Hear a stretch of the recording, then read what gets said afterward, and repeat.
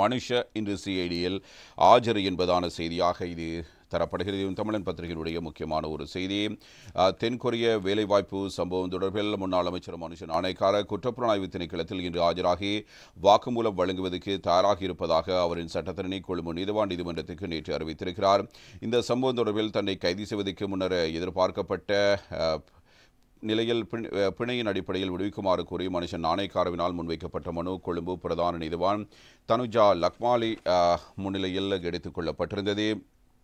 இவ்வாறான ஒரு சூழ்நிலையில் அவரின் சார்பில் ஆஜராகியிருந்த ஜனாதிபதி சட்டத்தரணி சாலிய பிரிஸ் இதனை நீதிமன்றத்துக்கு அறிவித்திருக்கிறார். இந்த முறைப்பாடு விசாரணைக்கு எடுத்துக் கொள்ளப்பட்ட போது குற்றப்புலனாய்வு திணைக்கள அதிகாரி நீதிமன்றத்தின் முன்னிலையில் கருத்து முன்வைத்து கடந்த நவம்பர் மாதம் 21ஆம் தேதி வெளிநாட்டு வேலைவாய்ப்பு பணியகத்தின் தலைவரினால் குற்றப்புலனாய்வு திணைக்களத்தின் பிரதி போலீஸ் மாதிபருக்கு முன்வைக்கப்பட்ட எழுத்துப்பூர்வமான முறைப்பாட்டுக்கு அமைய இந்த விசாரணைகள் ஆரம்பிக்கப்பட்டுள்ளதாகவும் குறிப்பிடப்பட்டிருக்கிறது.